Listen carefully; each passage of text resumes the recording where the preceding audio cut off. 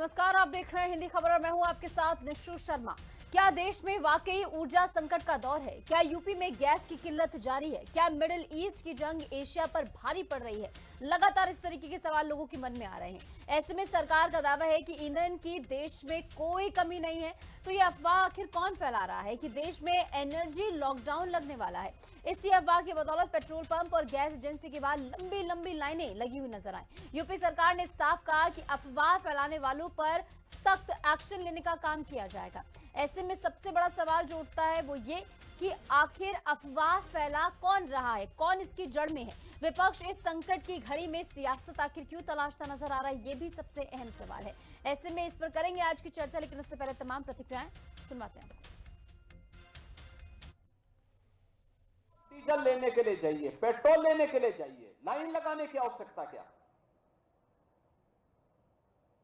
और अगर हम उतावलेपन में, अफवाह में आकर के इस प्रकार के किसी दुष्प्रचार और किसी अफवाह के चक्कर में पड़ते हैं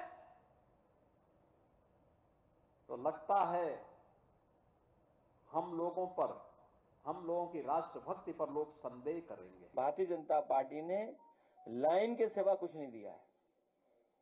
कोई भी इनका फैसला है, हमें आपको सबको लाइन में लगा देते हैं, लेकिन इस बार जनता ने भी मन बना लिया है कि लाइन में लग करके इनका सफाया करने का काम करेंगे, और वही है, इसीलिए पीडीए से घबराए हुए हैं वो लोग।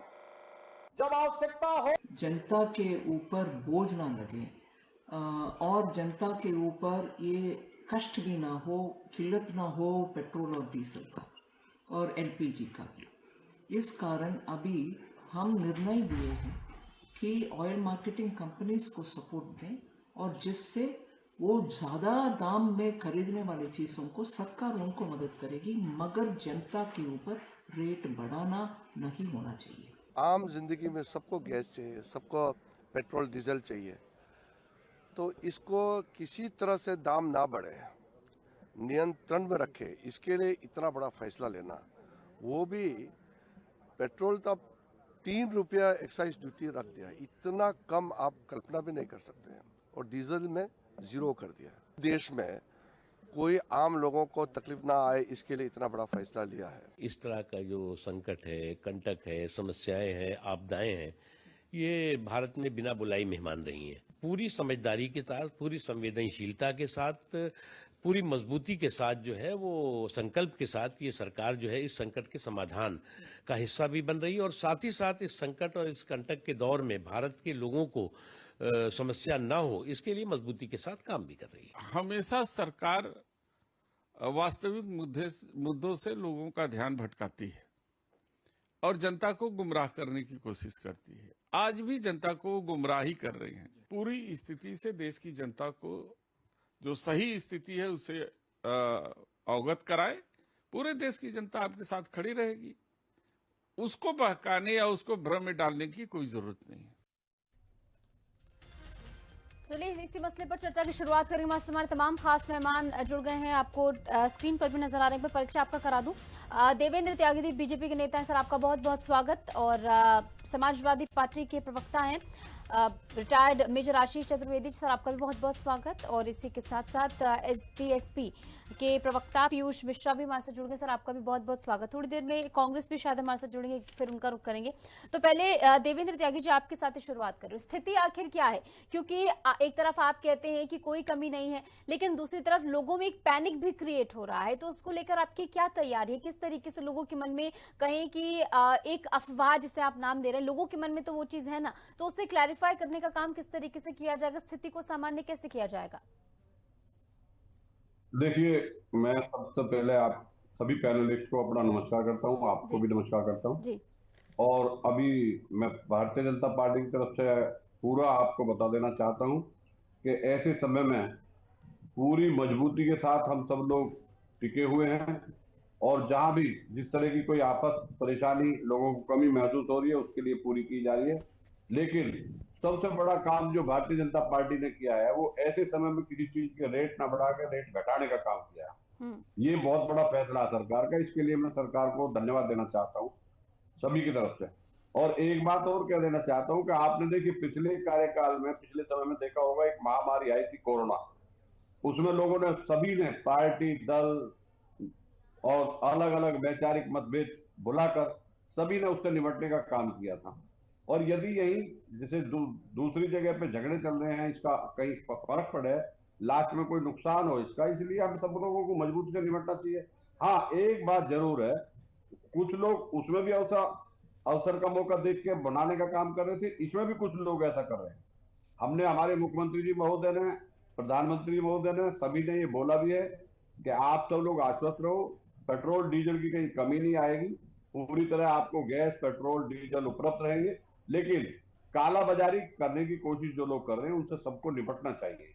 वो समाज में गंदा काम है, उसी की वजह से लाइन लगी, उसी की वजह से भीड़ लगी है। एक बार, कई बार लोग जाके अपने मजबूती से जो उसका काम कर रहे हैं, वो चीज ही गलत है और उससे संदेश भी समाज में गलत जाता है और उसी से मारामारी की बात भी आती है। अरे आप डीजल, पेट्रोल, किसी भी आप पेट्रोल पंप पे बताइए, कहीं डीजल की कमी आ रही हो, कहीं गैस की कमी आ रही हो, लेकिन जब स्टॉक के चक्कर में आप लगोगे, लंबी लंबी लाइनें, कतारें इसीलिए लगती हैं कि आप जरूरत के मुताबिक ना करके स्टॉक करना चाहते हैं, फ्यूचर के लिए आप खुद स्टॉक करना चाहते हैं। असली बात ये है, जबकि ऐसा कोई यहाँ मामला है नहीं। तो मैं सभी को ये कहना चाहता हूँ कि आप जरूरत के हिसाब से चीजें रखें। सरकार आश्वस्त करती है कि आपको किसी चीज की कमी नहीं पड़ेगी और समय पे आपको हर चीज उपलब्ध रहेगी। ठीक है। इस बीच कांग्रेस प्रवक्ता डॉक्टर राहुल राजभर जी भी हमारे साथ जुड़ गए। सर, आपका बहुत बहुत स्वागत। आपके पास आऊंगी, लेकिन उससे पहले जो है आपके पास आते हुए आशीष जी जरा समझाइए कि वो तो सिरे से खंडन कर रहे हैं इस बात का कि ऐसी कोई स्थिति नहीं और जो भी अफवाह फैला उस पर कार्रवाई हो जाएगी, तो आप किस आधार पर यहाँ पर सवाल खड़े करते नजर आ रहे हैं? इसका what is the background story of it? देखिए, हम तो कोई सवाल खड़ा ही नहीं कर रहे। अगर आप पेट्रोल पंप पे चले जाएं तो वहां भीड़ देख लीजिए और गैस की जो एजेंसियां हैं वहां पे कैसी कतारें लगी हुई हैं वो देख लीजिए। यदि गैस सिलेंडर की कमी नहीं होती तो आज कमर्शियल सिलेंडर बंद क्यों कर दिए गए? आप देखिए ना कि जितने कमर्शियल सिलेंडर हैं वो बंद कर दिए गए हैं क्योंकि जो घरेलू गैस है वही लोगों को नहीं दी जा पा रही है। उसमें पहले कहा गया 45 दिन का टाइम लगेगा, तो लोगों में कहीं ना कहीं एक अनिश्चितता है। लोगों को विश्वास नहीं है जो सरकार उनको आश्वासन दे रही है। जब अनिश्चितता होती है तभी लोग पैनिक करते हैं, यानी उनके अंदर एक भावना आती है कि पेट्रोल जितना है डलवा लो, जब तक मिल रहा है, पता लगा पेट्रोल भी नहीं मिलेगा। जैसे गैस सिलेंडर में हमने देखा है कि सरकार ने पुलिस वालों को लगा रखा था कि कोई समस्या नहीं है। साहब, जहां 300-400 मीटर की लाइन लगी हुई है वहां पुलिस वाले जाके उन लोगों को कह रहे हैं कि कोई समस्या नहीं है। तो जहां 400 मीटर तक लोग लाइन लगा के बैठे हैं सिलेंडर लेके, उनको आप ये समझा रहे हैं कि कोई समस्या नहीं। ये कौन सा तरीका हो? आप गैस की आपूर्ति कराते रहें तो लोग अपने आप किसी अफवाह पे और किसी पे विश्वास नहीं करेंगे। लेकिन जब वो देख रहे हैं कि आप जब सिलेंडर नहीं मिल रहा है तभी तो एक पैनिक है। एक पैनिक उसी को लेकर के आप पेट्रोल पंप्स पे देख रहे हैं आपकी कितनी लंबी लंबी लाइन लग रही है। किसी के कह देने से थोड़ी होता है, मेरे कह देने से, किसी के कह देने से लोग थोड़ी मान रहे हैं कि नहीं ये जो कमी है वो आ गई है। वो लोग खुद महसूस कर रहे हैं, इसलिए ऐसा में डिफरेंस है। कहीं ना कहीं गैस की किल्लत को दबी जुबान से सरकार ने कबूला भी की कमी है क्योंकि स्ट्रेट ऑफ हॉर्मोज पर दिक्कत आ रही थी, वो बात समझ में आती है कि चलिए कमी वहां पर थी और दिखा भी। लेकिन पेट्रोल को लेकर सीधे तौर पर, और आप सिलेंडर का जिक्र कर रहे थे, आपके ही समाजवादी पार्टी के नेता और पूर्व प्रत्याशी सोनू कनौजिया के बारे में तो आपने सुना होगा, रिजॉर्ट पे क्या मिला? हाँ, उनके घर से 8-10 सिलेंडर शायद मिले थे उनकी एजेंसी में या कुछ ऐसा था। लेकिन उसके पीछे भरे थे कि खाली थे? नहीं सर, भरे हुए थे, मैं आपको बता रही हूँ, भरे हुए थे। हाँ, तो ऐसे लोग जो भी हैं उनके ऊपर कार्रवाई होनी चाहिए।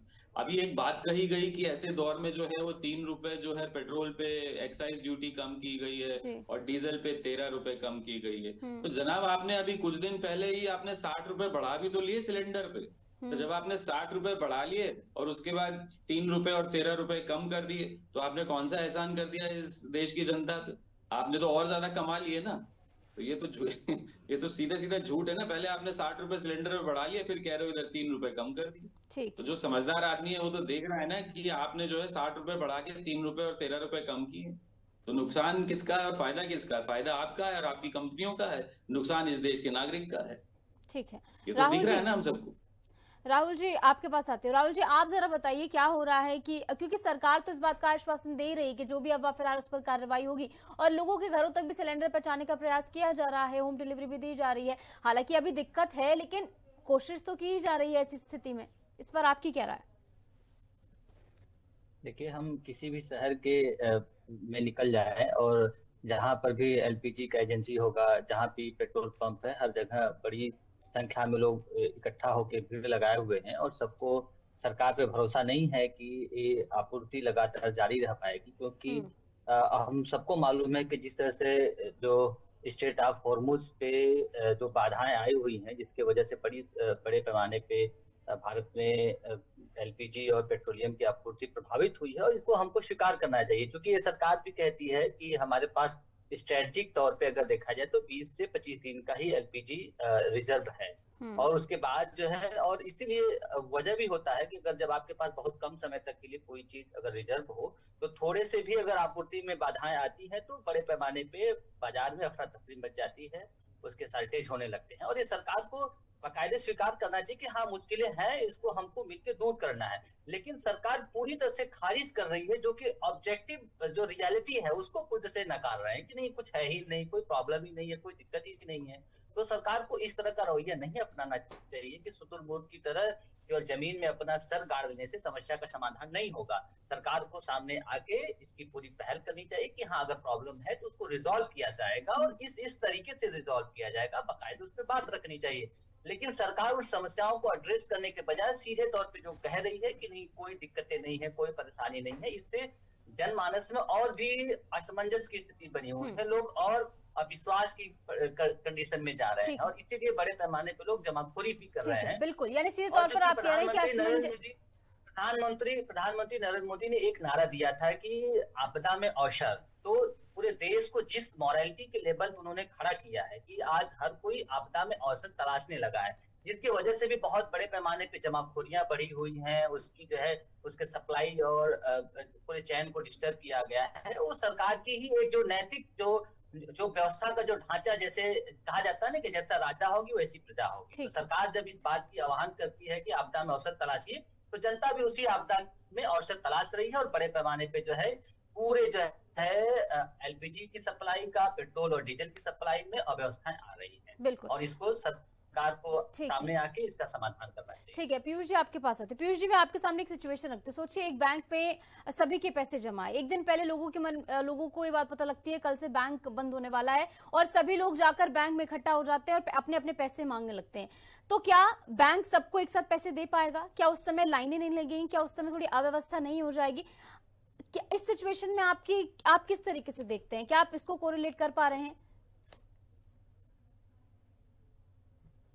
पीयूष जी, मेरी बात आप तक पहुंच पा रही है? दोबारा एक बार प्रश्न दोबारा कर दें। पीयूष जी, मेरा एक एग्जांपल मैंने आपके सामने रखा कि सोचिए एक बैंक में सभी के पैसे जमा हैं, सभी लोगों को एक दिन पहले पता लगता है कि कल बैंक बंद होने वाला है और सभी एक साथ बैंक पर पहुंच जाते, लाइए हमारे पैसे दीजिए, कल को बंद हो गया तो। हालांकि वो महज अफवाह होती है, थोड़ी बहुत दिक्कत आ भी जाती है, लेकिन एक साथ अगर वो सब पहुंच जाते, क्या सबको बैंक एक साथ पैसे दे पाएगी? क्या उस समय अव्यवस्था नहीं होगी? आप कितना कोरिलेट इसको आज की सिचुएशन से कर पा रहे हैं, एलपीजी वाली सिचुएशन से? देखिए निशु शर्मा जी, आज तो सबसे पहले आप सभी लोगों को रामनवमी की शुभकामनाएं, सभी को रामनवमी की शुभकामनाएं देता हूँ। अच्छा, दूसरी बात जो आज शुरू हुई, अभी आपके नीचे हेडलाइन में भी चल रही है कि पेट्रोल पर जो उत्पाद शुल्क था वो 13 रुपए से 3 रुपए किया गया है और जो डीजल पर 10 रुपए था उसको 0 कर दिया गया। तो इसके लिए तो मैं सरकार को बधाई भी दूंगा कि यह कदम कहीं न कहीं दिक्कतें रही होंगी, उस दिक्कतों को देख कर किया गया। नंबर एक बात। नंबर दूसरी बात कि जो डीजल और एटीएफ एविएशन टरबाइन फ्यूल जो होता है उस पे भी निर्यात शुल्क आज से लगाया गया है, क्योंकि एक समान देश में एक समान स्तर से घरेलू जो सप्लाई है उसको सही से सुचारू रूप से किया जाए। देखिए आपको भी पता है और सबको भी पता है कि कहीं ना कहीं जो विश्व में जो स्थितियां बनी है, जो युद्ध के हालात हैं, उनसे इन सब पर प्रभाव पड़ा है। इसको हम दरकिनार नहीं कर सकते, ना कि एकदम से हम इग्नोर कर सकते हैं। लेकिन कहीं ना कहीं अगर उत्तर प्रदेश की बात करें, अपने प्रदेश की बात करें, तो यहाँ पर भी आपने देखा होगा, जैसा कि अभी सपा के जो प्रवक्ता बैठे हैं चतुर्वेदी, जिन्होंने स्वीकारा भी कि एक सोनू कन्नौजिया थे, उनके घर पे जमाखोरी के नाते इतने सिलेंडर मिले तो उन पे कार्रवाई हुई। तो ऐसी भी स्थितियों से हम लोगों को बचने की जरूरत है। मैं आपको स्पष्ट कर दूं कि ईंधन चाहे वह एलपीजी हो, चाहे पीएनजी हो, और चाहे सीएनजी हो, और चाहे लिक्विड हो, इस सभी की पर्याप्त स्टॉक हमारे सरकार के पास, चाहे केंद्र हो चाहे प्रदेश में जितने पेट्रोल पंप है सब पे हैं। जिनके पेट्रोल पंप मालिकों से संबंध होंगे, चतुर्वेदी जी तो जान रहे हैं अच्छे से, उनको पता होगा कि पहले भी एक दिन पहले स्टॉक के लिए, अगले दिन के लिए बुकिंग होती थी, अगले दिन टैंकर उतरता था। आज भी वही स्थिति है, आज भी टैंकर उतर रहा है। लेकिन जो यह बाजार में हल्फा उड़ जाता है कि कौआ कान लेके भग रहा है, सब दौड़ रहे हैं कौए पीछे, अपना काम देख नहीं रहे। ठीक है। एक एक आपने वीडियो भी देखा होगा कि एक आदमी जो है बाइक की टंकी लेकर जा रहा है और टंकी में भरवा रहा है हाथ से लेकर। तो ये जो अफवाह है जिस पर माननीय उत्तर प्रदेश के यशस्वी मुख्यमंत्री योगी जी ने लगाम लगाने की भी बात कही है, इन सबसे बचने की जरूरत है। हाँ, मैं ये स्पष्ट कर दूं कि ऐसा नहीं है कि दिक्कतें नहीं है, लेकिन उन दिक्कतों को सुधारने के लिए अभी आपने ओपनिंग अपने स्टेटमेंट में दिखाया, माननीय वित्त मंत्री जी का स्टेटमेंट, किरण रिजिजू जी का स्टेटमेंट।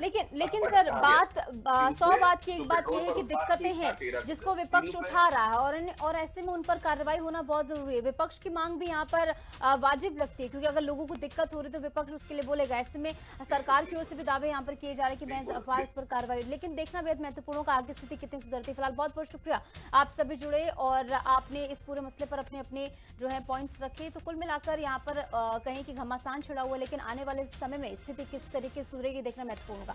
फिलहाल के लिए इस खास चर्चा में इतना ही। आप देखते रहे हिंदी खबर। नमस्कार।